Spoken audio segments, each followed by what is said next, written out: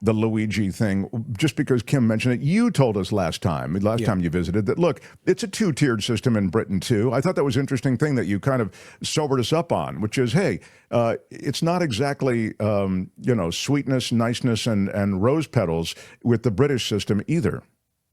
Well, you don't have to have private insurance in England. You will get treated. And if it's an emergency, you'll get treated straight away. I mean, you might have to wait a few hours, but you'll get treated and they don't charge you. But let's say you want a hip replacement and you don't want to wait 18 months for your appointment, then you can pay, I think I might have quoted last time, but the price of a hip replacement is around $15,000 in the UK. And you could have insurance, which is pretty cheap. I used to pay the equivalent of about $300 a year for my inpatient health insurance. So, only inpatient, not outpatient. That would have covered my hip replacement. The cost here in America of a hip replacement is anywhere between $39,000 and $50,000. And so that's the difference, is that the scam, and this is what Luigi, I think, is probably thinking about. The scam is that the insurance companies and the healthcare providers are in cahoots. They have a rate card that they say, okay, well, the hip replacement costs 50 grand, and okay, the health insurance company is going to pay out 50 grand if they agree to it. But it never costs 50 grand. It costs 15 grand, and even cost that. This is my point. It's all profit. And, United Healthcare turns over billions and billions and billions of dollars every year. There should not be that much money in healthcare. And so you have a falsely inflated market here in the US, where you think that the price of drugs is much more than it should be. You think the price of care is much more than it should be because it's a racket. And I think that's the point that he was trying to make. Yeah, and you make a great point in that essentially the healthcare business, which is driven by these insurance phrase, companies. Isn't it? Healthcare business. It truly. And by the way, just because, in that spirit, I'll just mention and remind people, the biggest lobby in Washington is the healthcare lobby. Yeah. Okay. And that says a lot. There's some huge lobbies. There's the energy lobby. There's the big pharma lobby. But these insurance companies have a bigger lobby than any of them in terms of money that pours into and presence into these campaigns and around these politicians. So you've correctly identified, essentially, these are middlemen, right? They're finding a way where there's money that they can extract from the system. Whereas if they weren't even part of the system, it would be like the VA. The VA's got, I think, a 2% markup. That's all the profit that there is. So people are in the VA and they love it. You always hear about how government can't do anything. Hey, talk to those guys in the VA. They love it. And that's the way all healthcare in America should run, on the VA system. And that's government.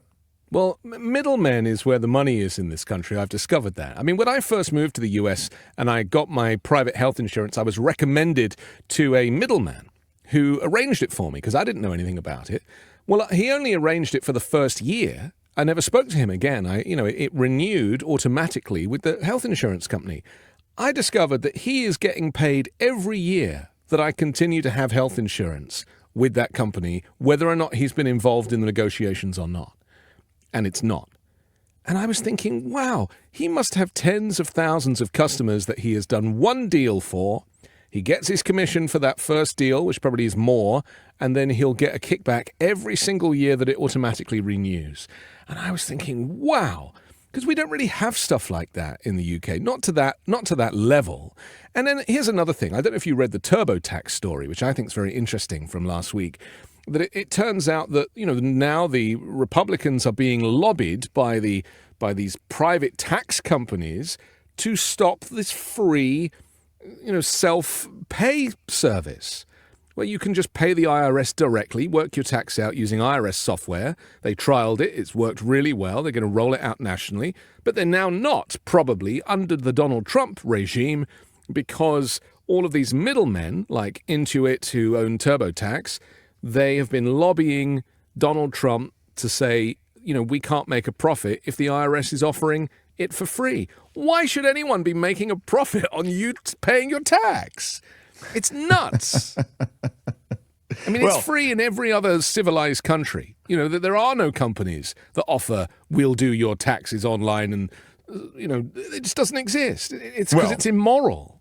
We've created a tax code that is so complicated, and it favors immensely those who can afford to have the taxes done by third parties. And because you need a third party that knows where the bodies are buried, because the tax law is so insanely complicated. And I think that's the reason that we've created the necessity. As you say, technology has, in a way, helped some people anyway step back from that, such that they can do their own taxes on the latest software that connects with the IRS. Just give people the choice, right? And that's the reality. And if you want to file your taxes directly with the IRS, I mean, the software is amazing, this new thing that they've been doing. And they actually have like a live chat service so that you can talk to the IRS and you have like months to do it, and then you don't press send until April. So, you can go back to it, and it's not something that you have to rush. Anyway, I just have a bit of a problem with middlemen at the moment. And look, with health insurance, mine has just gone up significantly for January. And I shopped around, and there wasn't a cheaper company, so I don't have a choice. I have to pay the extra $300 a month that it is to cover myself and my family for next year if I want to keep the doctor that I have. That's the tragedy of it. The dollars and cents of it, too, just don't quite pencil out, meaning I've read just now so much about this. I've read every example in the world, the people who spend $7,000 in monthly fees, and then they only get $1,000 covered. You have these examples as well, and so they're in the whole $6K. The family that, some of the numbers are even more severe than that. Yeah, where God people forbid you get sick. I mean, if you get sick, people in this country, they crowdfund to pay the medical bills. Exactly. That is unheard of anywhere else. It's completely uncivilized. I keep saying it, and I love this country, and I choose to live here, and I will stay here until I'm deported. But, and that's not so much a joke, but this is probably the most lawless country that I have ever come across in the civilized world. It is completely lawless here. And this example that because I'm so pleased, and Michael Moore's been very helpful with this, we're starting to have a conversation about the bigger picture, right? And the bigger picture is that, 65,000 people a year die because they can't get access to healthcare. And no one's really been addressing that until someone goes and shoots the CEO. And now at least it is a conversation. It's a tragic way to go about it, but at least now there's a conversation. This is interesting. I saw someone ask, Anthony's so right, lawless. Someone was asking why you came here to begin with. I don't think they were being cruel. I think they were just kind of curious. I moved to Barack Obama's America, remember? It was a very different world back then, and I only had Barack Obama as president for 2 weeks. And I remember sitting in my apartment watching that final speech that he made in January of 2017 and thinking to myself, he had such a sad face because he knew what was coming, and it came, and it's come back. So, that's why I refer to the incoming administration as a regime, because, we have to recognize that things are going to change to such a crazy level. I mean, it's talking about selling off USPS at the moment. Interestingly, the UK just sold Royal Mail this week. They got the go-ahead. And I never thought the UK would sell Royal Mail, the equivalent of USPS. But that's interesting. I didn't know that, but it's funny. I was just about to ask you about the sale of the U.S. Post Office and the privatization, which is clearly, I've said this forever on this show, and I've said it for years on the radio, on KGO. The whole game is to privatize everything. Yes. That is the GOP game. It is it's the neoliberal game. But without applying any of these labels on it, it is an effort to privatize everything. And so the post office may be the head of the parade right now. But I want to double back to that. But I'm curious in the seconds left. Tell me about how Britain came around to that decision to sell their postal service. Well, the public purse just does not have enough money to cover the cost of fixing it up. And I think it's the same here. Louis DeJoy put his hands over his ears the other day at a committee hearing, didn't want to hear the criticism. The reality is that both of these organizations in the UK and the US, of course, the US one is so much bigger, but I mean, I posted my passport here to go back to England to be renewed, and I was tracking it, and I dropped it at the post office, with all of the fastest delivery service possible, and I tracked that it didn't leave the post office for 10 days. It stayed in the US Postal Service office where I sent it for 10 days before it finally left to start its journey back to England. And I was like, whoa, this is a sensitive document. Yeah. Apparently only, I think it's between 40 and 60% of mail that you post actually makes it to its destination. No, that can't be true. Only 40%? Well, maybe it's 60%, but whatever. Either one is not acceptable. Yeah, it's not acceptable, and certainly not on time. And so I just recognize that these systems, the whole system that started hundreds of years ago, any business that started hundreds of years ago that has not been modernized is overdue for modernization, because the world now does not look like it did 150 years ago when these institutions were created. I mean, think about it. A person walking down the street pushing a little cart with mail in it and sticking it through a letterbox. In this day and age, are you kidding me?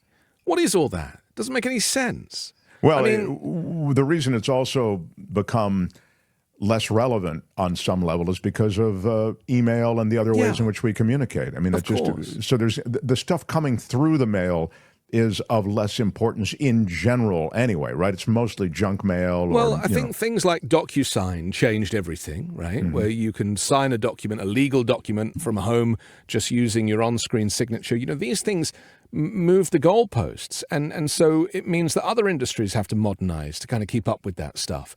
But I recognize that USPS, look, my local USPS here is disgusting. Like, it stinks. It's disgusting.